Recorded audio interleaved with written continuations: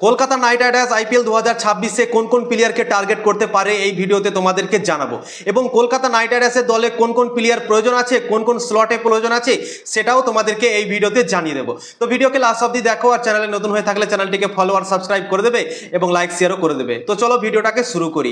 Kolkata night রাইডার্সের দলে দুটো ইম্পর্টেন্ট জায়গা আছে, সেই দুটো জায়গাতে কলকাতাকে কাজ করতে হবে 2026 সালের জন্য।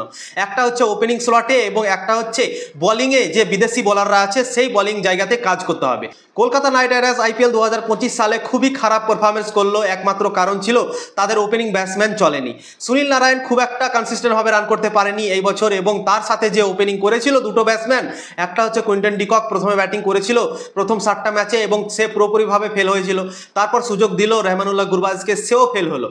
তো ওপেনিং ব্যাটসম্যানে কলকাতা দল আইপিএল 2025 সালের রানই পায়নি এবং শুরুয়াত ভালো দিতে পারেনি কলকাতার ব্যাটসম্যানরা। তাই জন্যই খুবই সংঘর্ষ করেছে কলকাতা নাইট রাইডার্স আইপিএল 2025 সালে। তাই জন্যই আইপিএল 2026 সালে ওপেনিং জায়গাতে কলকাতাকে কাজ করতে হবে এবং খুবই দুর্দান্ত ওপেনার ব্যাটসম্যানগুলোকে টার্গেট করতে হবে কলকাতাকে, যেন অনেক স্ট্রাইক রেটে তারা ব্যাটিংও করে এবং কনসিস্টেন্ট পারফরমেন্সও করে। এইরকম ব্যাটসম্যানগুলো দেখতে হবে কলকাতা নাইট রাইডার্সকে। তো কোন কোন প্লেয়ারকে কলকাতা নাইট রাইডার্স ওপেনিং এর জন্য টার্গেট করতে পারে চলো এক এক করে তোমাদেরকে বলে দিচ্ছি। এক নম্বর হচ্ছে ইংল্যান্ডের বেন ডাকেট। বেন ডাকেট হচ্ছে বাঁহাতি ব্যাটসম্যান এবং সে তাবড়তোড় ক্রিকেট খেলে এবং কনসিস্টেন্ট পারফরমেন্সও করে। ইংল্যান্ডের দল থেকে টেস্ট ক্রিকেট খেলে, ওয়ানডে ক্রিকেট খেলে এবং টি20 ক্রিকেটও সে খেলছে। তো ইংল্যান্ডের দল থেকে সে ভালো পারফরমেন্স করে, কনসিস্টেন্ট পারফরমেন্স করে এবং তাকে যদি কলকাতা নাইট রাইডার্স দলে নেয় এবং ওপেনিংয়ে চান্স তাকে দেয় তো কলকাতার জন্য একটা ভালো অপশন হতে পারে আইপিএল 2026 সালে। কেননা বেন ডাকেট অনেক স্ট্রাইক রেটে ব্যাটিংও করে এবং সে কনসিস্টেন্ট পারফরমেন্সও করতে পারে। তো তাই জন্যই আমি বলছি কি বেন ডাকেট একটা ভালো অপশন হতে পারে কলকাতা নাইট রাইডার্সের জন্য ওপেনিংয়ে। 2 নম্বর হচ্ছে জেমি স্মিথ। জেমি স্মিথ হচ্ছে ইংল্যান্ডের একটা উইকেট কিপার ব্যাটসম্যান এবং ইংল্যান্ডের জাতীয় দল থেকে সে এখন ওপেনিং করছে টি20-তে, এবং তাকে যদি টার্গেট করে কলকাতা নাইট রাইডার্স তাহলে একটা উইকেট কিপার ব্যাটসম্যানও পেয়ে যাবে এবং ওপেনিং ব্যাটসম্যানও পেয়ে যাবে। এবং জেমি স্মিথ কিন্তু অনেকটা স্ট্রাইক রেটে ব্যাটিং করছে, 170-80 স্ট্রাইক রেটে ব্যাটিং করছে ওপেনিংয়ে, এবং ওয়েস্ট ইন্ডিজের সাথে যে সিরিজটা ইংল্যান্ড খেলছে সেই সিরিজে কিন্তু তার পারফরমেন্স দুর্দান্ত হয়েছে। তো তাই জন্যই আমি মনে করি কি কলকাতা নাইট রাইডার্স যদি জেমি স্মিথকে টার্গেট করে আইপিএল 2026 সালের জন্য ওপেনিংয়ে তাহলে কিন্তু অসাধারণ কাজ হবে। এবং 3 নম্বর হচ্ছে পৃথ্বী শ। পৃথ্বী শ ইন্ডিয়ান প্লেয়ার এবং আইপিএল 2025 সালে সে আনসোল্ড গিয়েছিল, কোনো দল তাকে কিনে নেয়নি, কিন্তু এখন মুম্বাই টি20 লিগ চলছে এবং 75 রান করেছে পৃথ্বী শ। এবং পৃথ্বী শ কেমন ক্রিকেট খেলে, কতটা স্ট্রাইক রেটে ব্যাটিং করে আশা করছি তোমরা সবাই জানো। পৃথ্বী শ তাবড়তোড় ক্রিকেট খেলে, পাওয়ার প্লেতে দারুণ ক্রিকেট খেলে, কিন্তু তার একটা প্রবলেম ছিল আগে কি সে কনসিস্টেন্ট পারফরমেন্স করতে পারতো না, একটা হয়তো খেলতো একটাতে ফেল হয়ে যেত, এরকম তার কাহিনী ছিল। কিন্তু এখন সে অনেকটা সুধরে গিয়েছে এবং ভালো পারফরমেন্স করছে এবং কনসিস্টেন্টও পারফরমেন্স করতে লেগেছে, তার স্ট্রাইক রেটও এখন খুবই হাই আছে। তো পৃথ্বী শ ভালো একটা অপশন হতে পারে ওপেনিং ব্যাটসম্যানে কলকাতা নাইট রাইডার্সের হয়ে আইপিএল 2026 সালে। কলকাতা যদি ভাবনা চিন্তা করে পৃথ্বী শকে দলে নেওয়ার জন্য তো নিতে পারে, ভালো একটা বাই হতে পারে পৃথ্বী শ ওপেনিং ব্যাটসম্যানের জন্য। পৃথ্বী শ তাবড়তোড় ক্রিকেট খেলে, আমরা সব দিনই দেখতে পাই। তো পৃথ্বী শ তাবড়তোড় শুরুয়াত দিতে পারে কলকাতা নাইট রাইডার্সকে যদি তাকে নেওয়া হয় তাহলে। তো এই 3টে প্লেয়ারকে কলকাতা নাইট রাইডার্স ওপেনিং এর জন্য টার্গেট করতে পারে। আরও একটা কমজোরি কলকাতা নাইট রাইডার্সের দলে বেরিয়ে এলো আইপিএল 2025 সালে। বিদেশি বোলাররা খুবই খারাপ পারফরমেন্স করলো, দুটো বোলারকে সুযোগ দিল কলকাতা নাইট রাইডার্স বিদেশি পেস বোলারদের মধ্যে, একটা হচ্ছে স্পেন্সার জনসন, একটা হচ্ছে এন্ড্রিক নকিয়া, কিন্তু তারা খুবই খারাপ পারফরমেন্স করলো, ভালো পারফরমেন্স করতে পারেনি। সব থেকে বেশি চান্স দেওয়া হয়েছিল অস্ট্রেলিয়ার বাঁহাতি বোলার স্পেন্সার জনসনকে, কিন্তু তার পারফরমেন্স খুবই নিরাশাজনক, সে নতুন বলে উইকেট দিতে পারেনি এবং ডেথ বোলিংও ভালো বল করতে পারেনি। তো আমার মনে হয় বিদেশি বোলারদের উপরে একটু কাজ করতে হবে কলকাতা নাইট রাইডার্সকে। তো বিদেশি বোলারদের টার্গেট অপশনটাও তোমাদেরকে বলে দিচ্ছি। 1 নম্বর হচ্ছে মুস্তাফিজুর রহমান। মুস্তাফিজুর রহমান আইপিএল 2025 সালে দিল্লির হয়ে 3টে ম্যাচ খেললো, রিপ্লেসমেন্ট প্লেয়ার হিসেবে সে এসেছিল এবং সে খুবই ভালো পারফরমেন্স করলো, সে বোলিংও ভালো করলো এবং লাস্ট দুটো ম্যাচে সে উইকেটও নিয়েছিল।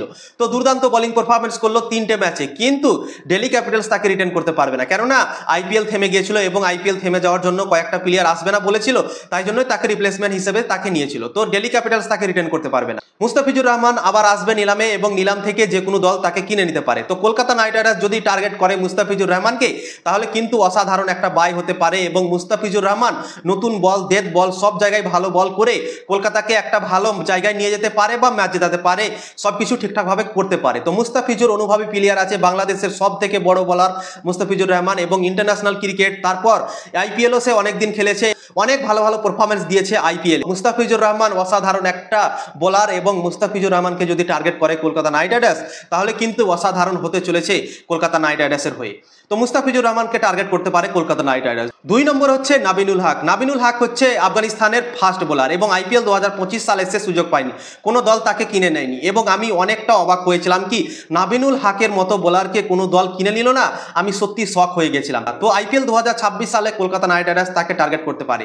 আইপিএল 2025 সালে সে সুযোগ পায়নি তাই বলে এই নয় কি সে খারাপ বোলার, সে ভালো বোলার এবং এয়ারকাটও ভালো করতে পারে এবং নতুন বোলিংয়েও সুইং করাতে পারে। তাই জন্যই আমার মনে হয় কি নাবিনুল হককেও টার্গেট করতে পারে কলকাতা নাইট রাইডার্স বিদেশি বোলারদের মধ্যে।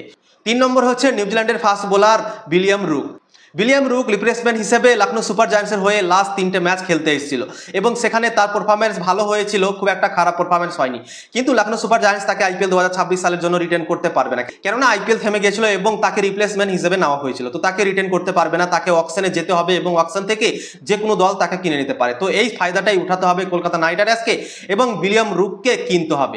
যদি উইলিয়াম রুককে পেয়ে যায় কলকাতা নাইট রাইডার্স তাহলে অসাধারণ হবে। উইলিয়াম রুক একটা অসাধারণ বোলার এবং তার হাইটও অনেক আছে এবং তাকে যদি টার্গেট করে তাহলে কলকাতার জন্য ভালো হবে। তো উইলিয়াম রুককেও টার্গেট করতে পারে কলকাতা নাইট রাইডার্স। 4 নম্বর হচ্ছে অ্যালজারি জোসেফ। অ্যালজারি জোসেফ হচ্ছে ওয়েস্ট ইন্ডিজের ফাস্ট বোলার এবং সেও অসাধারণ বল করছে। ইংল্যান্ড আর ওয়েস্ট ইন্ডিজের মধ্যে টি20 ওয়ানডে সিরিজ হলো, সেখানে তার পারফরমেন্স অসাধারণ হয়েছে, প্রত্যেকটা ম্যাচে সে উইকেট পেয়েছে। তাই জন্য আমার মনে হয় কি অ্যালজারি জোসেফকেও টার্গেট করতে পারে কলকাতা নাইট রাইডার্স। অ্যালজারি জোসেফও অসাধারণ একটা বোলার।